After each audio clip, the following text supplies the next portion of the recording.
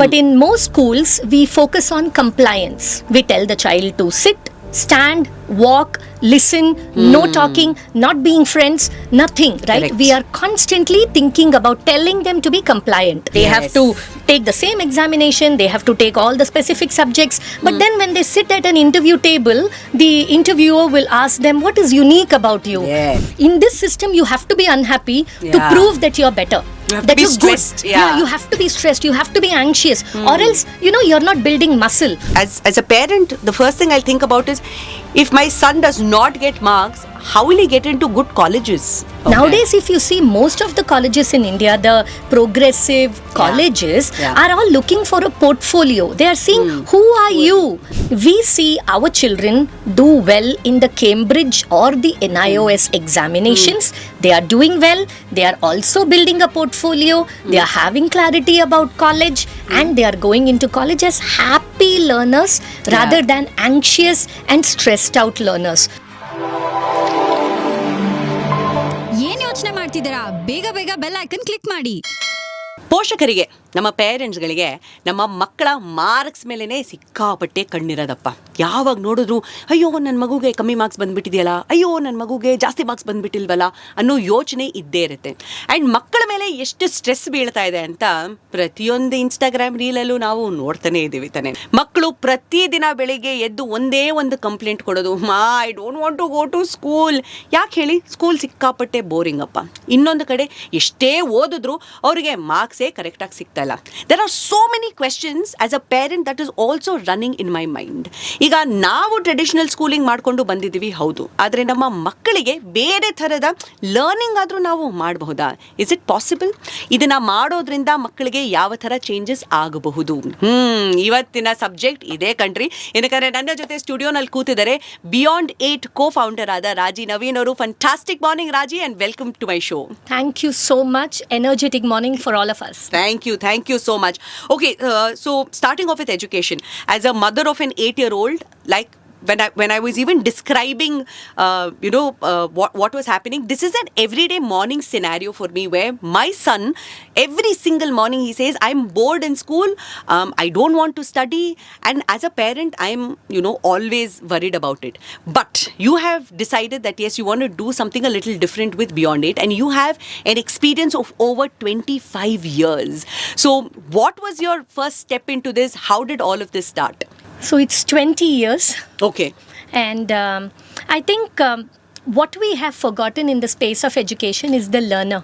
Yes. We have forgotten about the learner. We are thinking about marks, examination, curriculum, college, university. Yes. But where is this learner, right? And childhood is for 18 years. Adulthood is for 72 years. Yeah. If we bring the 72 years of adulthood into the 18 years of that child, then we are losing children to the traditional educational system. And Naveen, the co-founder of Beyond 8 along with me, we both have another school, which is a K through 12 school in Chennai, where we are doing things differently. We have been doing it for the last 20 years, and that's where Beyond 8's idea was also born. HLC, the school in Chennai, is a social incubator, and Beyond 8 was born in HLC, and it has born because of the constant experiments and in thinking about how do we bring the learner into the conversation of education. Wow. And that's how Beyond 8 was born. Even when I was introducing, I kept saying that we were, brought into the traditional learning itself. So I still remember how I used to mug up everything, including my computer science programs. Like if you ask me today, how is it that you've completed engineering? That's a question mark even I keep asking myself. Thank God I became an RJ. Because if I had to become an engineer, I don't know how I would have survived. But you seem to have broken through that barrier of, this traditional schooling. But when we're talking about breaking that traditional schooling, what is it that you have broken over there? I think we have, in traditional schools, not all schools are bad, but in most schools, we focus on compliance. Yeah. We tell the child to sit, stand, walk, listen, no talking, not being friends, nothing, right? Correct. We are constantly thinking about telling them to be compliant. Yes. But what do we ask of them? Be curious, be happy, be joyful, enjoy life, enjoy Correct. childhood. Yes. So you're telling something, but you're asking something else in return, right? Yeah. And that's where the biggest problem of traditional schooling lies, where we are asking for discipline, but wanting them to be curious. And the best part is rote learning. You will tell them every child has to take the examination at the same time. They have to take the same examination, they have to take all the specific subjects. But then when they sit at an interview table, the interviewer will ask them, what is unique about you? Yes. Well, nothing is unique about me, because I've been doing everything that every single one around me has been doing, and my voice has never been heard. So before. that's the biggest problem with traditional schooling.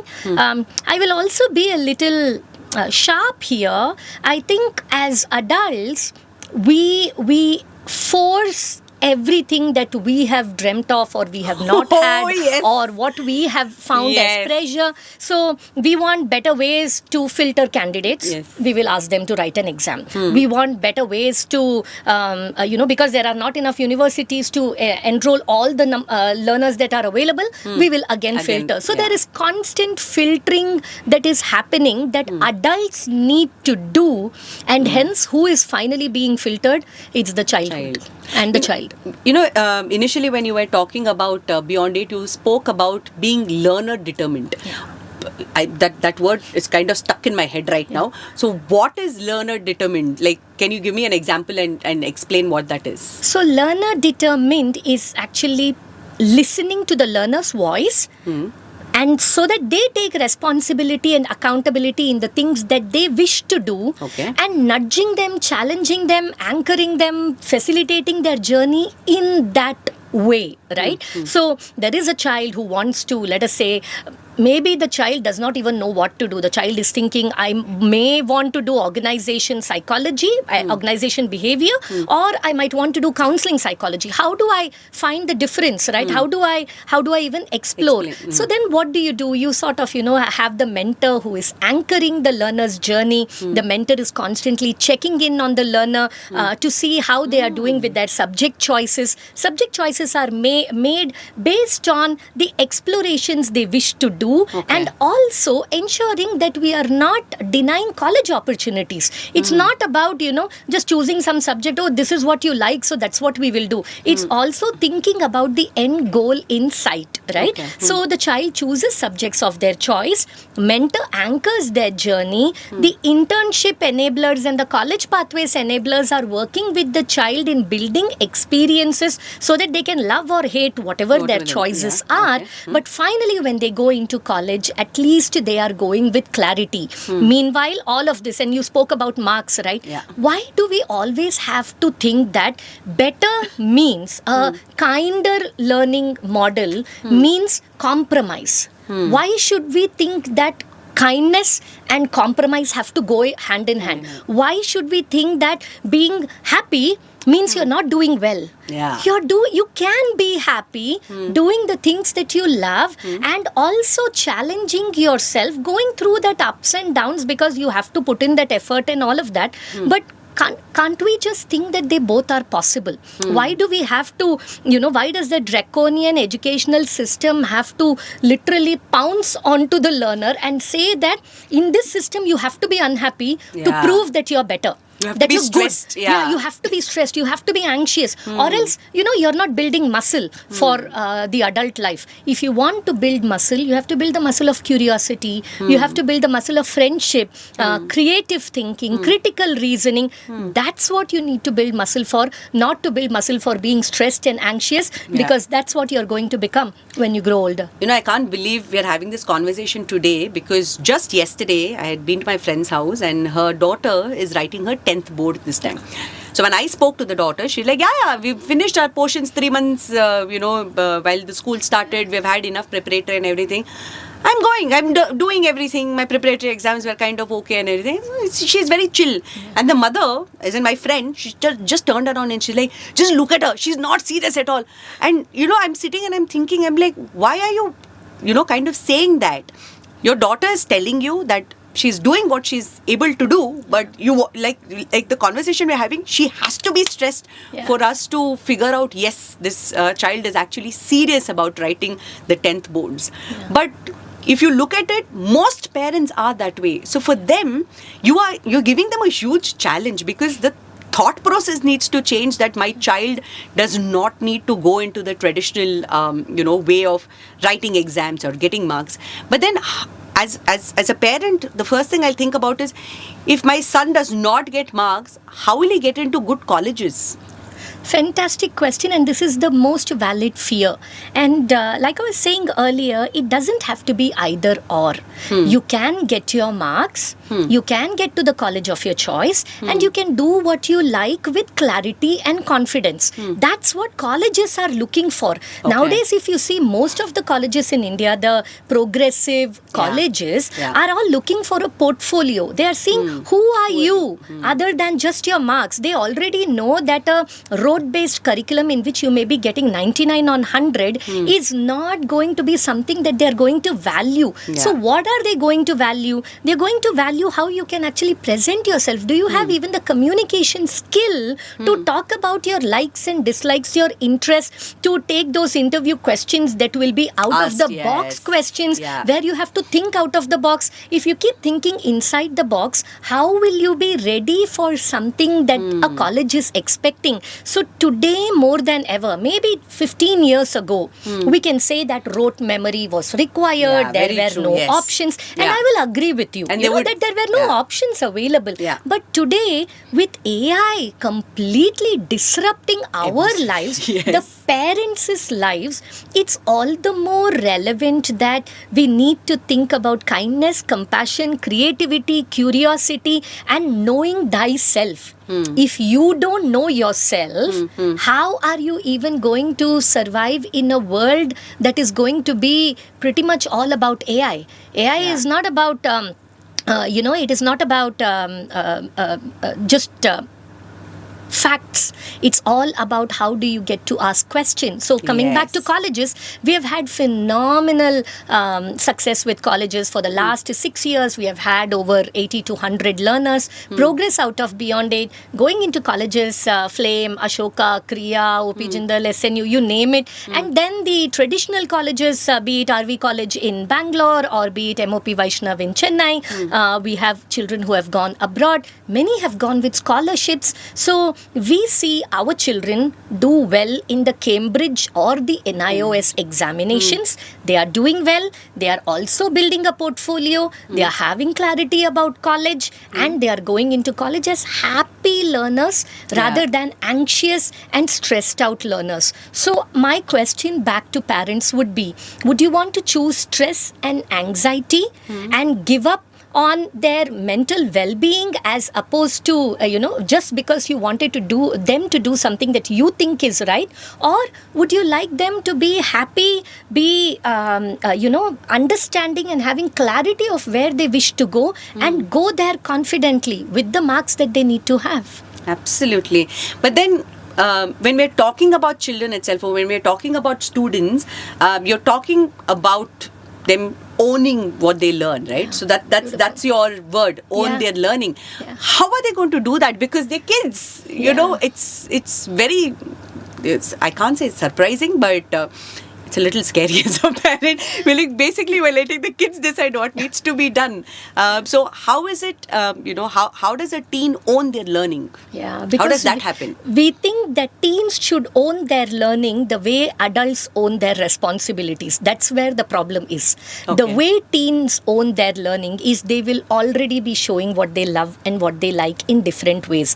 When they are liking what they are doing, it could be art, it could be psychology. They may be a child interested in psychology, might be constantly wanting to talk about well-being, might be, reading people, might be interested in having conversations. A child having interest in history might be having conversations around that. A child interested in politics. Children are already carrying signs of who they wish to be. But we don't become aware of those signs because we are not observing them. We are telling them. We are telling them to be something, but we are not observing them. And when we observe and throw light on their own voices and choices, they respect you, they build self-worth, they become confident, and they want to prove to you that they want to do well by themselves, first of all. No child wants to fail. Every child wants to do well. That's why a lot of anxiety, a lot of comparison. The child will say, oh, that child is getting better marks than me, or this child is doing better than me, right? So children feel that too. So they want to do well. And when we sort of enable them in that journey, they take responsibility and accountability. I'll give you an example. There is a child who wanted to do economics, and in which the child required mathematics too. The child was not liking math as much, but we didn't start the conversation by saying that math is like the most important thing in the world. How can you say no to math? We started the conversation with economics. We started the conversation with having internships and expert interactions in that field. In that, the child realized through those experiences that math plays a part in it. And he still didn't love math, right? But at the same time, he accepted it. He accepted it with the understanding that for the longer goal, the larger picture in his life, it has to form a part of it. And that's where those changes happen, right? When children are brought from a strength-based approach, they commit to the weaknesses that they have to develop and sort of build on, and they have to work with. So we don't have the patience. We need to develop that patience to sort of walk that journey with them. Absolutely. And it sounds simply amazing, but we're talking about the AI right now, okay? And all of us know AI is no more the future, it is right now the present. So how is it, why do you think that liberal education is right now more relevant in this AI future?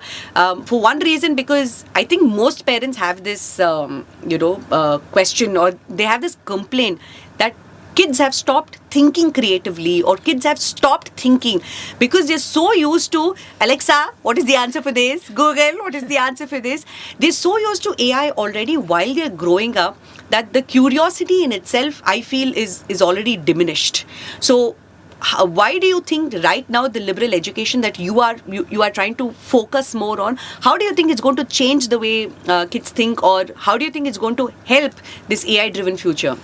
Actually, it is going to help way more than the existing road-based learning systems. The road-based learning systems are actually teaching you skills that AI is taking over. Liberal education and alternative systems like Beyond 8, where a learner is building skills of curiosity, building skills of creative thinking, having an interdisciplinary approach to different problems, actually contributing to the problems in the society, learning how to learn, learning how to be with their colleagues and with their peers and with their friends and all of that. That's going to be the key clincher today as an argument for AI more than the road-based learning system. So if you're going to stick with a road-based learning system, you're actually preparing your child for a future that was never even existing. They are going to be redundant in the future. Whereas when you look at a way of life, a way of learning where children have clarity on what they want, children know their personality, their strengths, their stretches, their aspirations, and where children sort of build those skills of creativity and curiosity and critical thinking and reasoning, they are the ones who are going to be circumventing all the issues that AI is generating, right? And also, we should remember that AI is all about knowledge, but judgment is human. So when you're going to go with a road-based system, you're only building knowledge, you're not building judgment. And you are what you practice. You are what you do as a habit. You are what you're doing on a day-to-day basis. And on a day-to-day basis, if you're complying, if you're memorizing, if you're feeling that, this is the only way that life can go, then you are not getting ready for a future that is very dynamic, that is going to be unpredictable. And the way the jobs are changing, the nature of the changing jobs, we are denying our children to be prepared for a future that is already in the present, like you rightly mentioned. Absolutely, absolutely. And everything that we're speaking about today is kind of, opening our eyes towards a different approach to how we could have a conversation with the kids, at least when it comes to studies, with the kids who do not feel like studying, and of course with the kids with, I feel that, parents have no clue if they're engineers. I think that has come into us, that the nepotism has been there in every industry. Parents are doctors, kids want to be doctors. Parents are engineers, kids want to be engineers. Yeah. At least now you're giving them that chance to explore a bit more and see what is good for the child versus what should have been good for the parents. So your final message for all of our listeners today, please. What is it that you are expecting, out of Beyond 8? How do you look at India's future? How do you look at the young mind's future through Beyond 8? Listen to the child's voice, provide them agency, give them autonomy, and just wait to be surprised by them. Yeah. Give them a chance to surprise you. I would just ask, that's my request, give the children an opportunity to surprise you in the right way. When they are enabled, when they are encouraged, when they are motivated, they will be a part of a kinder society in the future. They will be ready for the future. They will be ready to not just take on AI, but work with AI and be meaningful contributors in our ecosystem. Fantastic. Thank you so much, Raji, for being here with us in the studio. Thank you for giving us this entire different type of learning that now parents can at least think about and not stress too much or pass on the stress to the children. So thank you so much. Thank you so much for your thoughtful questions, Pallavi. Thanks a lot. It was a pleasure to be here. So first of all, privileged to be on RJ Pallavi's show. It's just such an honor for me. The thing that you'll typically see in school education is children seem fine, they're getting all their marks, they're all going to school every day, doing their homework, all of that. Traditional education is oftentimes teaching children to comply rather than thrive. Right? And that's what we're trying to break free when we say we're breaking from that traditional route. Children need to be given the reins.